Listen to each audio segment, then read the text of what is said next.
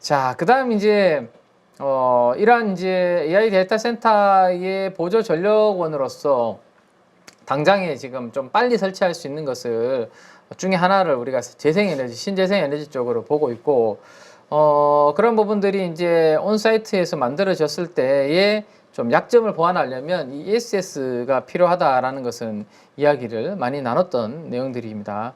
지금 미국이 ESS에서도 중국 기업들이 이제 득세를 많이 해왔는데, 2026년부터 이 ESS 쪽에서도 중국산에 대해서 관세 압박을 강화할 예정이다. 뭐 그런 이야기들을 지금 좀 해주고 있네요. 그죠? 근데 한국의 이 배터리 기업들이 ESS 시장에서 각광받는 리튬 인산철 배터리를 본격적으로 이제 지금 열심히 지금 하고 있고 생산을 2026년 정도부터 우리도 LFP 배터리를 ESS용으로 할 거다라고 하고 있고 LG 에너지 솔루션을 중심으로 준비를 좀 하고 있는 상황이거든요. 그러면 그러한 부분들을 앞두고 중국산 기업들한테 이런 부분들을 좀 해준다라면 우리나라 입장에서는 뭐 나쁘지 않은 그런 부분들이 될 것 같아요. 그죠? 자, 지금 ESS 배터리 시장 점유율 10곳을 살펴보면 SDI하고 LG 엔솔을 제외하고는 모두 중국 기업이고 전체 시장의 약 90% 가깝게 중국 기업들이 차지하고 있기 때문에 이런 부분들에 대해서 어느 정도 좀 미국이 또 방어를 좀 해주지 않을까라는 견제를 좀 해주지 않을까라는 생각입니다. 그래서 ESS 관련된 부분들에 대해서는 계속 좀 공부하고 스터디가 좀 필요하지 않을까라는 생각입니다. 자, 그 다음에 이제 지난 금요일 날 운임이 또 이제 상승하는 모습이 나왔죠. 그죠? 운임이 또 상승하는 모습이 나왔고, 이 운임 관련해서 시장에서 또 이제 관련된 부분들에 대해서 오늘 움직임이 좀 나타날 가능성도 있다라고 이제 보셔야 되는데, 아직까지 이 홍해 사태, 그 다음에 이제 미국이 이제 관세 폭탄을 앞두고 먼저 빨리 좀 물량을 이제 보내려고 하는 그런 부분들로 인해서 해상 운임이 고공행진을 좀 하고 있는 부분들이 된다라는 겁니다. 자, 근데 이제 항상 이런 부분들은 이슈가 언제든지 나올 수 있다라는 거죠. 뭐죠? 홍해 사태가 만약에 조금이라도 안정을 찾으면 요 운임 지수가 또 순식간에 좀 내려올 수 있는 그런 부분들이 될 수 있다라는 말씀을 드렸기 때문에 그런 그 리스크가 있을 수 있다라는 것은 만약에 요 종목들을 트레이딩을 하실 분들은 알고 트레이딩을 하셔야 된다라는 말씀을 드렸습니다. 홍해 사태가 만약에 풀린다라고 했을 때 운임 지수는 순식간에 조금 또 이 반납을 할 가능성도 있다라는 거. 거기에다가 추가적으로 이 컨테이너 선박이 추가적으로 원래 많이 좀 공급이 될 경우 홍해 사태가 완화되는 부분까지 맞물릴 경우에는 이 올라가던 이 운임지수가 조금 흔들릴 가능성이 있다 정도는 알고 이런 부분들에 대해서 발빠른 매매가 좀 필요하다라고 말씀을 좀 드리겠습니다. 자, 만약에 이 운임지수가 올라갔을 때 파장이 어디까지 연결될 수 있는지를 생각을 해보면, 자, 최근에 이제 HMM이 이렇게 전고점 돌파해서 올라가고 있고, 대표적으로 컨테이너 쪽은 이제 HMM이란 주식이 있고, 벌커 쪽에서는 페노션인데, 벌커는 딱히 크게 움직임이 없고, 최근에 대한해운 정도가 움직임이 조금 있었죠. 대한해운. 대한해운님이 그래도 양봉을 5월 31일 날 양봉 만들어내고 지난 금요일에도 반등을 좀 주는 그런 모습입니다. 상대적으로 페노션보다는 대한해운이 벌커 쪽에서는 조금 나은 그러한 흐름을 좀 보여주고 있는데, 컨테이너 어쨌든 주력으로 많이 하고 있는 쪽은 HMM 정도다라고 보시면 됩니다. 다만 이들은 조금 전에 있는 부분들을 감안을 하면서 조금 트레이딩을 해야 되는 부분들은 반드시 기억을 해야 되고, 자, 만약에 해상 운임이 이렇게 올라갔을 때 영향을 받게 되는 건 어디냐면 항공 운임까지도 영향을 주게 됩니다. 대표적으로 이제 항공 쪽에서 물량을 많이 또 실은 나라는 회사 중에 하나는 누가 있죠? 대한항공이라는 회사가 있습니다. 자, 대한항공의 최근에 시세가 꽤 나쁘지 않게 올라오고 있습니다. 지난 주 흐름을 한번 보시면 5월 31일 날 바닥에서 양봉 하나 만들어내고 난 다음으로 연속으로 지금 양봉이 이렇게 만들어지면서 어디까지 올라왔죠? 200일선과 121선까지 이렇게 지금 올라와서 전고점 저항까지 지금 딱 와 있는 상황입니다. 여기에서는 뭐 숨고르기 살짝 했다가 움직일 수도 있고 뭐 바로 해상 운임이 워낙 강하니까 해상 운임이 강하면서 지금 항공 운임까지 끌어올리는 그런 이슈들이 지금 만들어지고 있기 때문에 덩달아서 여기도 수혜를 볼 수 있는 그런 부분들이 됩니다.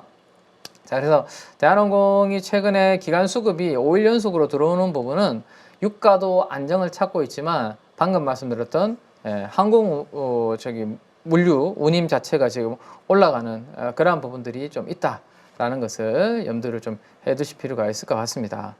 자, 그게 한 가지가 있고 그 다음 이제 항공 이야기가 나왔으니까 티웨이 항공까지 한번 체크를 해볼까요?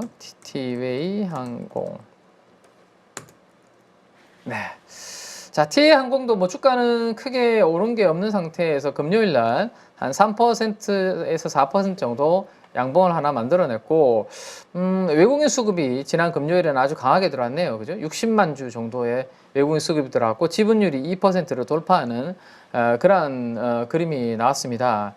일단 2분기의 지금 분위기는 우리가 징검다리 휴일이 많았기 때문에 항공에 대한 여행 수요는 나쁘지 않은 그런 부분들이 될 것 같아요. 그래서 2분기 실적은 뭐 양호하게 나오지 않을까 싶고, 또 하나 티웨이항공 쪽의 모멘텀은 아까 이제 대한항공 쪽에 들어가서 이 뉴스를 한번 보시면 대한항공과 아시아나 합병 막바지 뭐 이런 내용들이 있습니다. 그래서 화물 사업 세주인 찾기도 임박 뭐 이런 게 있는데 대한항공이 아시아나 합병의 조건으로 양도하는 유럽의 4개 노선을 누가 넘겨봤냐 하면 요 조금 전에 우리가 봤던 티웨이항공이 그 알짜 노선을 유럽의 4개 노선의 알짜 노선을 티웨이항공이 넘겨받는 그러한 부분들이 있습니다. 그래서 장거리 노선 쪽이 티웨이항공이 늘어나고 유럽 쪽의 수익성이 나쁘지 않은 쪽이기 때문에 요거 앞으로 이 티웨이항공의 펀더멘탈을 바꿔놓을 수 있는 그러한 요인들이 될 가능성도 있기 때문에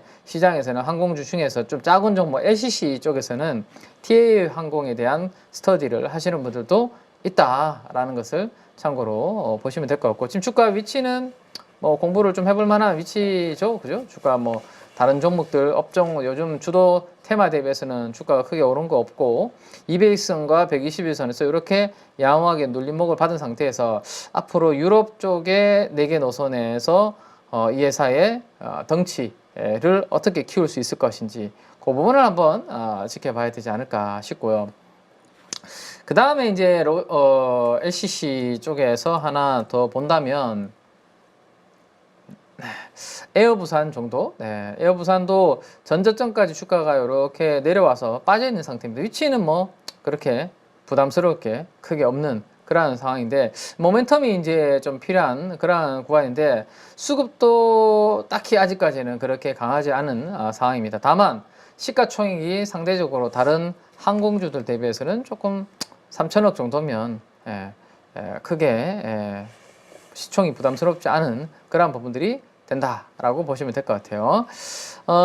작년도에 연간 영업이익이 1,600억 정도 나왔습니다. 원래 그만하라고 그죠?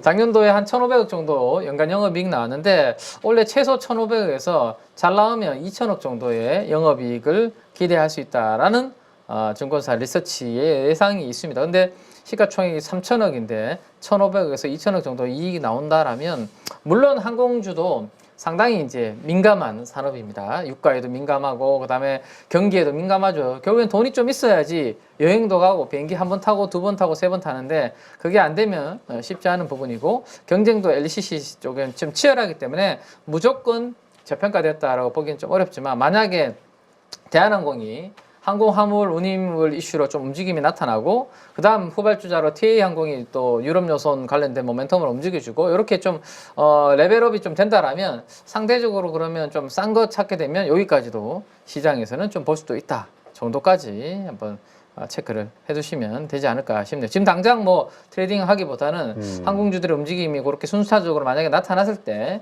그런 것까지도 시장에서는 볼 수 있다 정도로 한번 체크를 해두시면 될 것 같습니다. 나머지 관심 종목 안에서는 오늘은 원전 쪽이 좀 올라옵니다. BHI 같은 경우는 10,000원 초반에서는 올라와요. 10,000원 초반에서는 계속 올라오는 모습들. 그다음에 바이오단은 갭 상승이 강했고 인터엠 이런 쪽도 그냥 너무 강하게 VI 들어갔죠. 만약에 매매하신 분들은 한번 매도를 해주시면 되겠고, 나머지 제이시스 메디칼, 이제 ESS 쪽 올라옵니다. 예, ESS 쪽이 좀 돌리네요. 이게 바닥에서 올라오면 단기 저항인데 밴드 위에서 밀리고 내려왔을 때는 단기 지지권이 될 수가 있어요. 요 라인이 기술적인 부분입니다. 기술적인 부분. 오늘은 원전이 좀 받네요. 원전 쪽 좀 받아 들어오고, 저번 주와는 다르게 전력 쪽이 좀 반격을 하는 모습이고, 하이브 같은 경우도 하이브가 여기에서 이런 하락이 한 번 더 나온다, 아니면 19만 5천 원대 이 정도에서는 이번 주에는 매수 한 번 또 해봄직합니다. 예, 분할로 매수 접근이 가능함을 좀 열어두고요. 외국인이 5,800억, 5,900억 정도까지 매도를 좀 늘려요. 오늘은 매도를 좀 늘립니다.